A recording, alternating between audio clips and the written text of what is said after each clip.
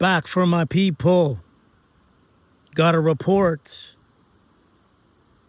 on Babylon the Great, the daughter of the harlot, the state of the society.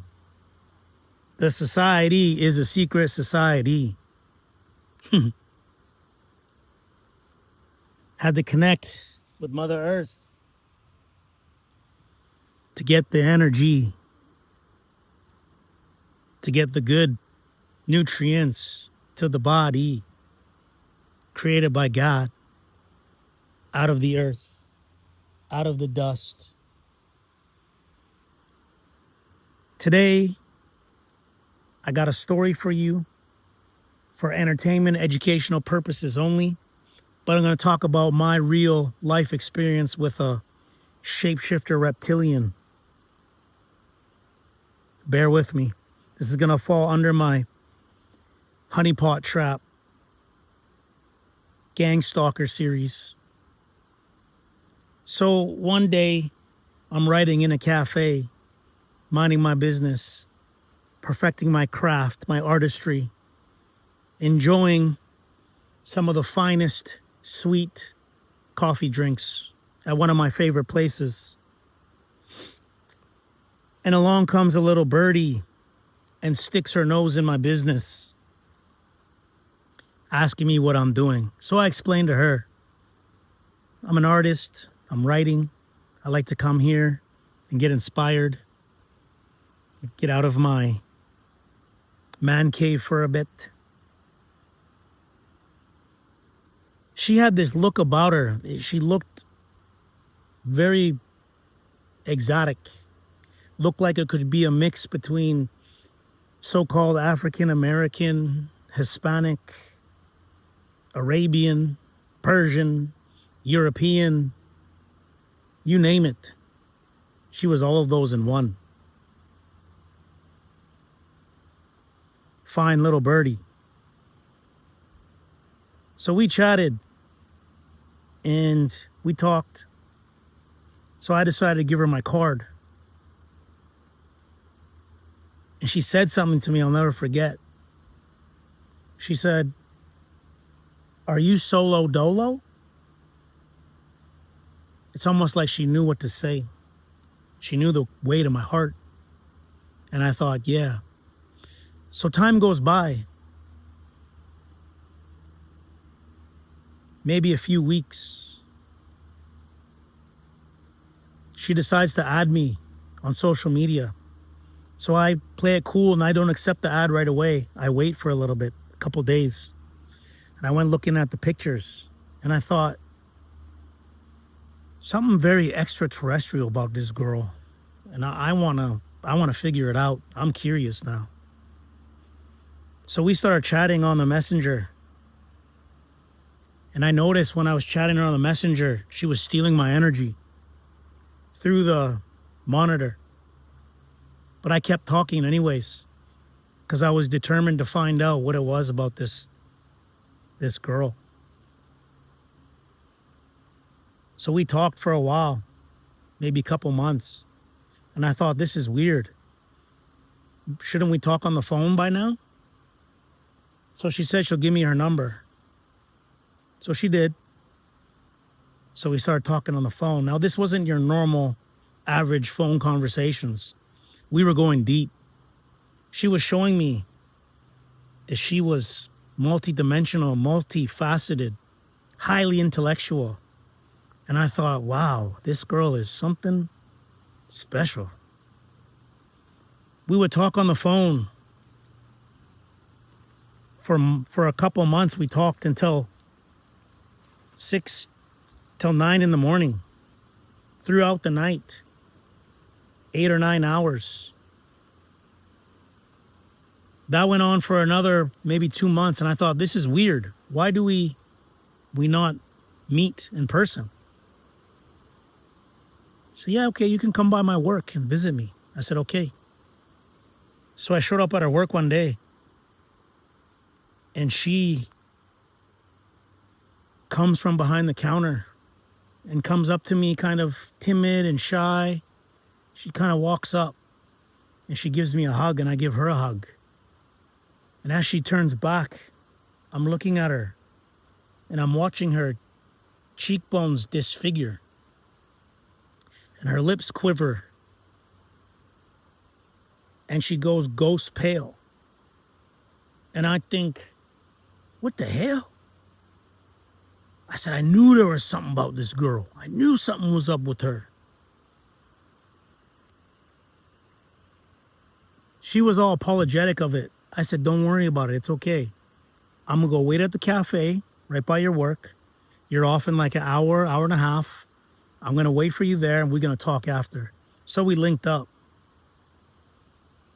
So she came to me, and she was telling me things, really dark things. She was telling me that dark shadows jump into her body at night. She invites them in, and she collects these old relics, these old coins. I don't know. It was really strange. But for some reason at that time, I was really into it. I was enticed by this medieval romance, this dark birdie. So we chatted. And we started connecting. So then we started hanging out more often, almost like best friends. We're hanging out. Then after about another month and a half or 2 months of hanging out, I asked her a question one day. I said, I'm not asking you out. I just want to know, like, do you want to be my girlfriend? Is that what you're trying to do? I'm just confused because I don't know. This whole time I've been confused. I mean, with the messenger stuff going on for months, and then the phone calls till 9 in the morning for months, and then, you know, never meeting up, and then finally meeting up, linking up, hanging out for a couple months. So now, you know, we've been in communication constantly and linking up for like close to 6 months now. It's kind of weird. So she tells me, yeah, and no. And I'm like, I know, I feel the same. I feel like kind of like we're like brother and sister or something. You know what I mean? Like, I feel really close with you. She's like, yeah, me too. But I do want to be your girlfriend. I was like, okay, let's give it a try. So we gave it a try. And then I noticed that whenever we would have a sleepover together, and right when I was at that state, you know that they call it like anesthesia or anesthesia, right at that state where you're falling asleep, you're still awake, but you're about to fall asleep, I would always hear this like paranormal activity around. And it sounded like this, like, boo, boo, boo, boo, boo. If y'all ever seen that movie, Paranormal Activity, it sounded just like in that movie. And I thought, what the heck is going on with this girl, man? She's got something. She's got some evil spirits around her, man. But we already knew this, right? We talked about it a lot. And I was just curious to find out, to figure it out. Because at that time, too, I was kind of into that, the dark and the occult and the mysteries, the deep mysteries of the darkness. I was into that at that time. Because keep in mind, this was quite a long time ago. Many years back. So we started getting more serious. We started hanging out. We started doing more things together. You know, she starts meeting people, you know, in my life. And then she starts playing these weird games.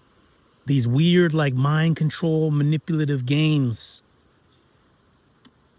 You know, she's doing things, saying things to people she shouldn't be saying in front of me, on the telephone.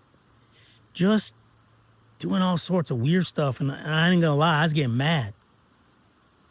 But it's all a part of the program. So one night, we're at my place, doing a sleepover, right? Doing what we do, without getting too much into detail. And something like came over me. Something was like talking to me or directing me in what to do. And something told me Watch her, watch her, watch her, watch her. So I'm watching her. And I'm watching the way she's moving. And she ain't moving like how she normally moves, you know what I'm saying? She was moving differently. She was moving like much more awkward. Then again, something told me, look into her eyes, look into her eyes, look into her eyes, look into her eyes. So I look into her eyes. And now I can feel there's some sort of serpent-like trance, almost like possession or something going on. So I'm looking in her eyes, and as I look in her eyes, no word of a lie, I watch them shift into diamond-shaped serpent eyes, like snake eyes, or a reptile's eyes, or a cat's eyes. You know cat's eyes, how they're shaped like diamonds? I watched them change into a slit. And as I'm looking at these things, and I'm watching this, she says to me in this exact voice, I still remember to this very day. She says, "Why are you looking at me like that?" And I thought, oh my goodness, what the hell? And then I was like, man, this girl's a demon. So after that, I don't know. I didn't know how to feel about it. I was feeling some type of way. The relationship started going downhill real quick. We started fighting. You know, she starts crying. And then it got to that point where it's just, we couldn't handle it anymore. We just had to separate. We had to split up. Now, the weird thing was about the split up was when we split up, she totally disappeared from social media, changed her phone number, almost like she fell off the face of the planet, which was strange because people usually don't do that. And I couldn't even track her down if I wanted to, which was really weird. So about a year goes by. Me and my bro are working on some projects, you know, doing our thing, what we do best. And one day everything just starts going wrong. Torrential downpour, raining, you know, bookings falling through, you know, electronics not working. Everything was glitching out. And we just had to say, you know what, let's call it a day. We'll come back and try again another day. This ain't working. Something's up. So that day, me and homeboy, we go to this cafe that we never go to, that I ain't been to in years. We open the door. I look in behind the cash register. Guess who's back there? The shapeshifter, the reptilian, little birdie. And I say, what the hell? And as soon as she saw me walk in that door, I'll never forget it. Her head torts back like that. And then the face started doing the thing again. The bones started shifting. The lips start quivering. She runs in the back. They got a little staff room, probably about 6 by 5 feet, not very big at all. And I go to the cash register, and then the other girl comes to help me, to serve me. There's about a window in the middle of the door about the size of my hand, so I could see the reflection off of that little window, what she was doing. She had her hand up on the wall, clenching her stomach, bawling her eyes out. I kid you not, no word of a lie.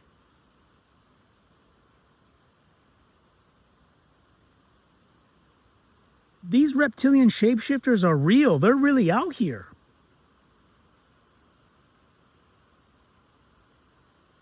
And they're really interdimensional beings who survive or live through people who are also on those lower frequencies. Quite frequently, malignant narcissists, low vibing, NPC bots. But yeah, that whole experience became very clear to me that God is real, because these things are proof that the devil is real, because these are the fallen angels, the ones that were casted out of heaven, tricked by Satan. And when they were casted out of heaven, they weren't sent to hell, they were sent to earth. Read it in the scriptures. Some call them Nephilim, some call them Anunnaki, some call them Chituri. But these shape-shifting reptilians are real. They're out here. They're feeding off your loosh. They target the chosen ones. So don't stay woke, stay awakened. That's what we say now. Not woke, but awakened. And cast these things to the lake of fire where they belong. These fallen angels, because that's what they are. Stop feeding them. But that's my story. Thanks for tuning in. This is, once again, from my gang stalking honeypot series, honeypot trap. Shalom to the kings and queens.